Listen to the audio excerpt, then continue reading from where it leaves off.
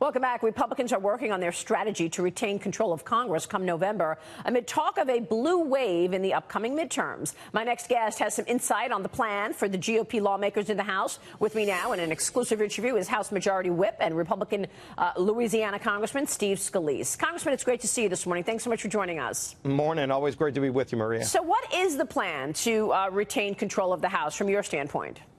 The plan's to continue focusing on getting the economy moving, seeing this great economic growth, and then locking it in. We're going to bring some more bills to cut taxes. We're going to make the tax cuts permanent. That bill, Chairman Brady and his committee are already working on. We just did a Jobs 3.0 bill, a bill to provide more regulatory relief and do some more things that will help create more jobs and rebuild the middle class. And look, it's a stark contrast with the radical left's agenda right now in Washington. I mean, Pelosi is talking about raising taxes. She's talking about abolishing ICE, single-payer health care. That's not the direction we need to go. So let's keep the economy moving. We're going to continue focusing on it this week. We're going to bring a bill to repeal the medical device tax, push back the health insurance taxes, the HIT tax, some of these things that are hurting health care in this country. Let's focus on getting the economy moving. And by the way, the economy is going to show movement this week. We get the GDP number out on Thursday, and all expectations call for a second quarter GDP number of 4%,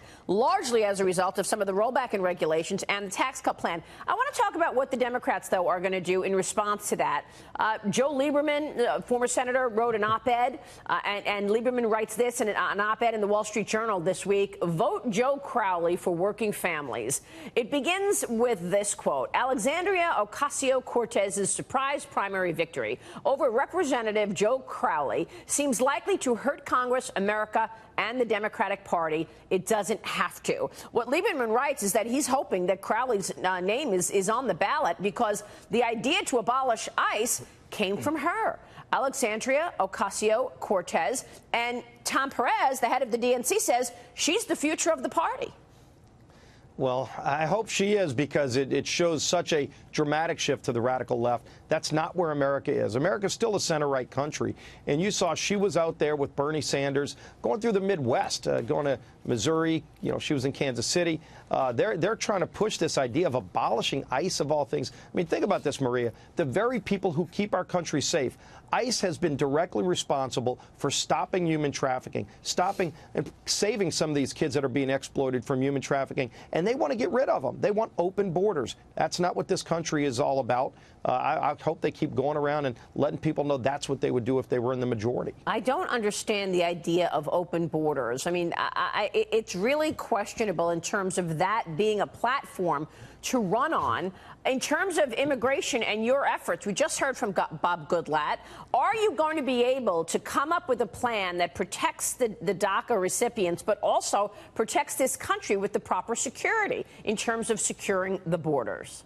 Well, Maria, we've had two different bills we brought to the floor that would do just that. And as you heard Chairman Goodlatte say, we've had large numbers of Republicans vote for it, but not one Democrat. So when you have, between the two bills, 224 Republicans voting yes to build the wall, secure the border, solve the DACA problem, and the visa lottery system, and not one Democrat could find a way to vote for any of those bills, it shows you they don't want to solve this problem, and we do. We'll keep working on it, but let's look at those votes, Maria, to show there are serious Republican plans to secure this country's border, and every single Democrat voted no because Nancy Pelosi bullied him and threatened him and said she didn't want to provide Donald Trump with a win. That's not, again, that's not what this country's all about.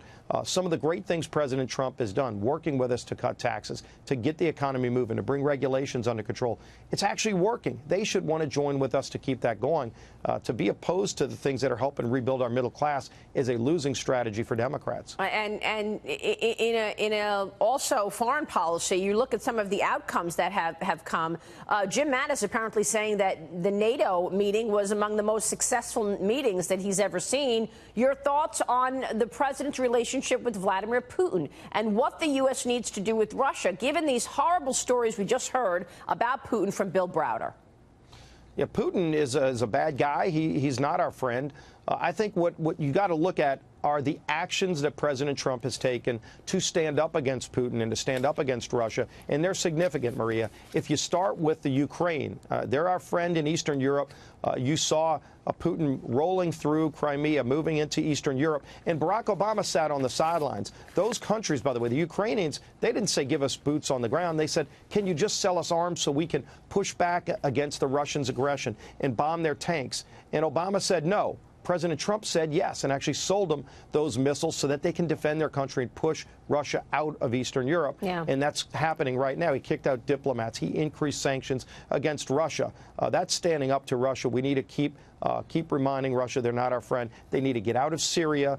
They need to stop allying with some of these rogue countries. Kevin Brady was on this program last week, the chairman of the House Ways and Means Committee. He said he's going to try to get a vote on tax cuts 2.0 to the floor in September. Do you think you'll need Democratic support here? Is anybody going to vote for tax cuts 2.0 when they're complaining about deficits and they didn't vote for tax cuts 1?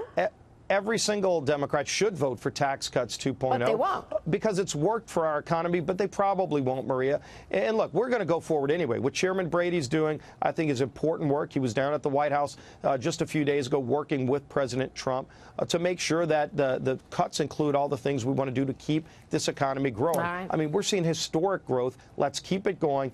We're going to have a bill on the floor to do just that in September, and it'll pass the House. The real question is, will every Democrat vote no like they did last time, now knowing how well it's working for middle-class families? It's a win for President Trump, for sure. Congressman, it's good to see you. Thanks so much. Great being back with you, Maria. We appreciate you joining us, Congressman Steve Scalise.